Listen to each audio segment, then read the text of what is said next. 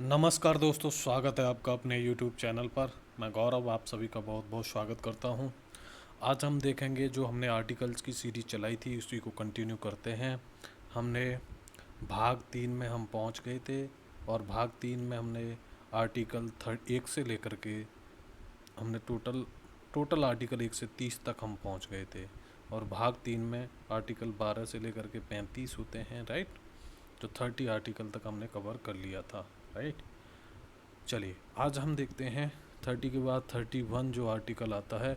इसमें संपत्ति का मूल अधिकार था, संपत्ति पाने का अधिकार मूल अधिकार था, जिसको 44वें संविधान संशोधन अधिनियम 1978 के द्वारा क्या कर दिया गया, विधिक अधिकार बना दिया गया, राइट। संपत्ति का अधिकार खत्म करके विधिक अधिकार बना दिया गया, इस बात को ध्यान रखिएगा, राइट।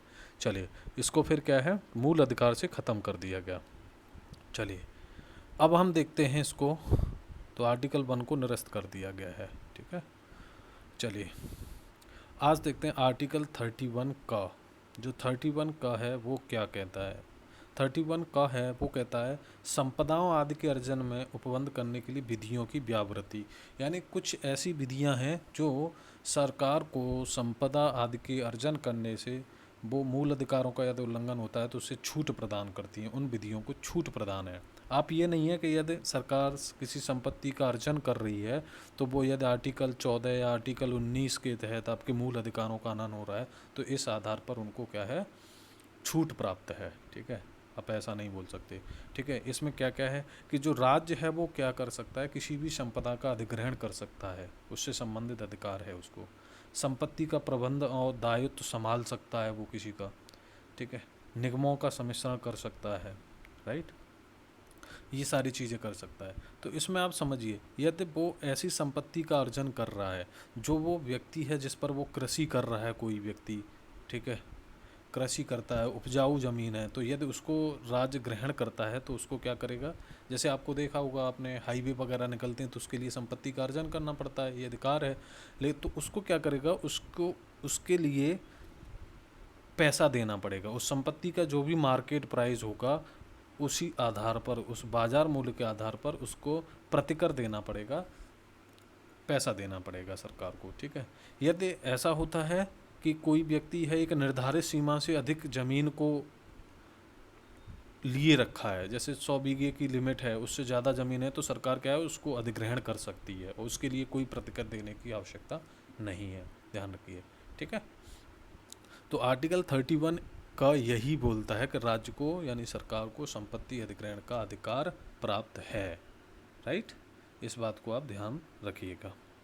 चलिए ये मैंने शॉर्ट में बता दिया, इसमें काफ़ी सारी चीज़ें वही लिखी हुई हैं, ठीक है, डिटेल में लिखी हुई हैं। अब आपको पढ़ना हो तो पढ़ लीजिएगा इसको, ठीक है, क्योंकि हमें यहाँ पर आर्टिकल्स को देख रहे हैं इसलिए, राइट। चलिए नेक्स्ट हम देखते हैं आर्टिकल 31 का, ठीक है। अच्छा इसमें एक 31 का में एक चीज़ और ध्यान रखें कि इसमें जो अधिकार है संपत्ति का अर्जित करने का वो संसद को है, समझ रहे हो, संसद के। ऐसा नहीं कि राज्य की विधानमंडल ऐसा नहीं कर सकती है, यदि वो ऐसा तभी कर सकती है संपत्ति का जब उसे राष्ट्रपति क्या हो जाए, राष्ट्रपति द्वारा उसका जो लॉ वगैरह बना रही है उसको मान्यता प्राप्त हो जाए, राष्ट्रपति अपनी अनुमति दे दे, ठीक है। आर्टिकल 31 खा को हम देखते हैं, कुछ अधिनियमों विनियमों का विधिमान्यकरण, कुछ अधिनियमों और विनियमों का विधिमान्यकरण, राइट। इसमें क्या है, वही है कि यदि आर्टिकल 31 खा कहता है कि यदि जो संसद है या मान लीजिए जो 9वीं अनुसूची है, 9वीं अनुसूची के तहत यदि कोई भी विधि है या लॉ है वो 9वीं अनुसूची में शामिल हो जाता है तो उसकी न्यायिक समीक्षा नहीं की जा सकती है। इसका मतलब ये है, ठीक है, सम्मिलित होने पर कि उसकी न्यायिक समीक्षा नहीं की जा सकती है, क्योंकि 9वीं अनुसूची को आपको पता है संविधान के प्रथम संशोधन अधिनियम 1951 के द्वारा जोड़ा गया था, जिसमें जमींदारी उन्मूलन, ठीक है, और भूमि सुधार संबंधी प्रावधान थे। तो ये शामिल था कि इनको यदि जमींदारी उन्मूलन या भूमि सुधार से संबंधित कोई भी नियम या कानून है, कोई एक्ट है या विनियम है, रूल्स एंड रेगुलेशंस हैं, तो वो क्या है उसको उन्मुक्ति प्राप्त हो जाएगी, यानी उसकी न्यायिक समीक्षा नहीं की जा सकती कि ये किसी के मौलिक अधिकारों का उल्लंघन कर रहा है या नहीं। बाद में क्या हुआ कि जब केशवानंद भारती बनाम केरल राज्य का जो केस आया था जिसमें ऑर्डर 24 अप्रैल 1976 को इसका ऑर्डर आया था, तो ये कर दिया गया कि 1975 के बाद के जो भी कानून जो भी बनेंगे इससे संबंधित, वो यदि नवी अनुसूची में शामिल होते हैं तो उनकी क्या है, न्यायिक समीक्षा की जा सकती है। यानी उनको देखा जा सकता है कि कहीं ये मौलिक अधिकारों का उल्लंघन तो नहीं कर रही। लेकिन इससे पहले के हैं, इस डेट से पहले के, तो उनकी न्यायिक समीक्षा नहीं की जा सकती, ये ध्यान रखिएगा। तो ये ऐसे कानूनों को छूट प्राप्त है। चलिए क्वेश्चन नंबर 30, क्वेश्चन नहीं सॉरी, आर्टिकल 31 ग को हम देखते हैं। आर्टिकल 31 का है कि कुछ निर्देशक तत्वों को प्रभावी करने वाली विधियों को व्यावृत्ति, यानी ऐसी कोई विधि यदि राज्य है या संसद है ऐसी किसी विधि का निर्माण कर रही है जो कि किसी नीति निर्देशक तत्वों को लागू करने वाली है या सामाजिक न्याय की जो बात करती है, ठीक है, सामाजिक न्याय की बात कर, सामाजिक निर्देशक तत्वों को लागू करती है, ठीक है, तो वो हैं जैसे यदि आर्टिकल 39(1) का और आर्टिकल 39 ख को लागू करने वाली किसी भी विधि को आप इस आधार पर शून्य घोषित नहीं कर सकते कि वो आर्टिकल 14 या आर्टिकल 19 का क्या कर रही है, उल्लंघन कर रही है। क्यों? क्योंकि इसका उद्देश्य क्या है, सामाजिक निर्देशक तत्वों को लागू करना। जो आर्टिकल 39 का जो होता है उसमें क्या कहा जाता है कि पुरुष और स्त्री सभी नागरिकों को समान रूप में जीविका के पर्याप्त साधन प्राप्त करने का अधिकार होगा। यदि इससे संबंधित कोई प्रावधान लागू करा रही है। और 39 ख जो है उसमें क्या प्रावधान है, ये नीति निर्देशक तत्वों में हम डिटेल और देखेंगे आगे अच्छे से, कि जो जितने भी हमारे भौतिक संसाधन हैं उन पर जो भी स्वामित्व होगा या नियंत्रण होगा वो इस तरीके से होगा कि जिससे सभी लोगों का सामूहिक हित देखा जा सके। ऐसा नहीं है कि उन संसाधनों पर एक ही व्यक्ति का नियंत्रण हो जाए, बाकी सब देख रहे हैं, ठीक है ना, तो ये असमानता का विकास हो जाएगा समानता लाने के लिए, ठीक है। तो यदि ऐसा कोई नियम या कानून बना रही है संसद, तो उसको इस आधार पर आप ये नहीं कह सकते कि ये आर्टिकल 14 आर्टिकल 19 का हमारा हनन हो रहा है तो उसको शून्य घोषित नहीं किया जाएगा। समझ रहे हो कि नहीं? बहुत ही इम्पोर्टेंट आर्टिकल है, राइट। चलिए नेक्स्ट हम देखते हैं आर्टिकल जो 31 घ है इसको निरस्त कर दिया गया है, राइट, इसको पढ़ने की ज़रूरत नहीं है। आर्टिकल 32 ये क्या है कि ये आर्टिकल 32 है वो संवैधानिक उपचारों का अधिकार देता है। यानी जो भी आर्टिकल भाग 3 में जो आपके सारे मूल अधिकार हैं, आपके किसी मूल अधिकार का उल्लंघन होता है तो इस आधार पर आर्टिकल 32 के तहत आप क्या है, सुप्रीम कोर्ट जा सकते हो, ठीक है। सुप्रीम कोर्ट क्या है कि यहाँ पर 5 प्रकार की रिटें जारी करता है। इस आधार पर कितने प्रकार की? 5 प्रकार की रिट जारी करता है। इस बात को आप ध्यान रखिएगा, बहुत ही इम्पोर्टेंट आर्टिकल है। और वो रिटें होती हैं बंदी, प्रत्यक्षीकरण, परमादेश, प्रतिषेध, उत्प्रेषण और अधिकार प्रक्षालेख। इनको हम डिटेल वाले वीडियो में जानेंगे। अच्छा, इसी आर्टिकल के तहत संसद को ये भी अधिकार है कि संसद सुप्रीम कोर्ट के अलावा किसी अन्य जो आपके न्यायपालिका है उसको क्या कर सकती है, उसको आदेश दे सकती है रिट निकालने का। जैसे कि आपको पता है कि हाई कोर्ट को भी आर्टिकल 226 के तहत रिट निकालने का अधिकार है। उसी तरीके किसी भी न्यायालय को क्या कर सकती है, वो किसी अधीनस्थ न्यायालय को ये अधिकार दे सकती है कि वो ये संसद को अधिकार है, ठीक है। चलिए नेक्स्ट हम देख सकते हैं आर्टिकल 33।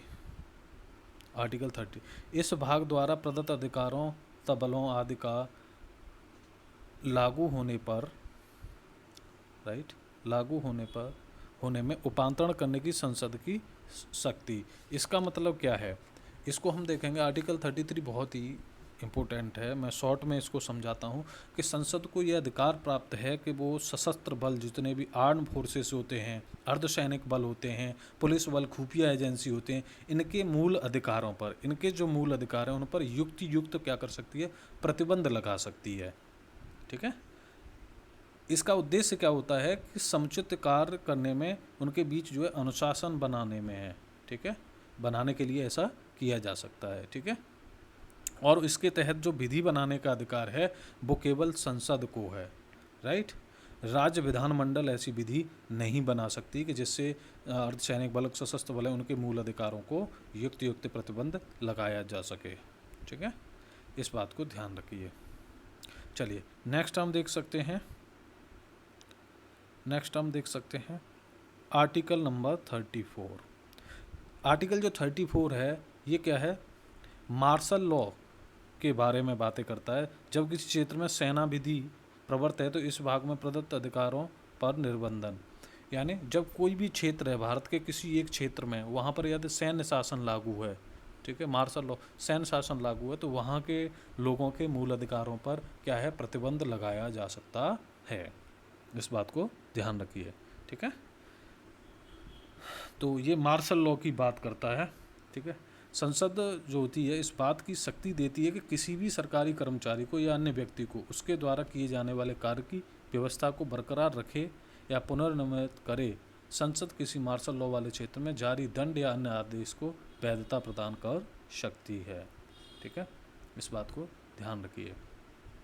मार्शल जो लॉ होता है, आप ध्यान रखें, वो असाधारण परिस्थितियों में लागू किया जाता है, जैसे कहीं युद्ध हो गया हो, युद्ध, अशांति हो गई, दंगे हो गए आदि का उल्लंघन हो, तब किया जाता है, ठीक है। तो इसलिए ये किया जाता है कि समाज में जो है सामाजिक व्यवस्था है वो बनी रहे, ठीक है। चलिए, ये है मार्शल। तो वहाँ के लोगों के ये किसी भी क्षेत्र में लागू हो सकता है, किसी एक भाग में लागू हो सकता है, इस बात को ध्यान रखिएगा, ठीक है। और यहाँ पर क्या होते हैं कि सरकार एवं साधारण कानून जो होते हैं, कानूनी न्यायालयों को निलंबित कर देता है मार्शल लॉ, ठीक है। और क्या है, सिर्फ मूल अधिकारों को ही प्रभावित करता है और किसी अधिकार को ये प्रभावित नहीं करता है, ठीक है। और यह देश के कुछ विशेष क्षेत्रों में ही लागू हो सकता है मार्शल लॉ, ठीक है। और इस मार्शल लॉ के बारे में संविधान में कोई विशेष उपबंध नहीं है। चलिए लास्ट हम देखते हैं आर्टिकल नंबर 35 जो आर्टिकल है 35 है, वो क्या है कि इन मूल अधिकारों को प्रभावी करने के लिए, मूल अधिकारों को प्रभावी करने के लिए विधान, यानी जो इन मूल अधिकार दिए गए हैं इनको लागू कौन करेगा, इनको लागू करने के लिए जो नियम कानून बनाएगा वो कौन बनाएगा, उसका अधिकार है संसद को, ध्यान रखिए, ठीक है। जो संसद है वो आर्टिकल 35 के तहत विशेष मूल अधिकारों को प्रभावी बनाने के लिए कानून बना सकती है और ये संसद को ही ऐसी शक्ति है, ठीक है। चलिए, तो बहुत सारे कानून बनाए भी हैं संसद ने, जैसे क्या है, राइट।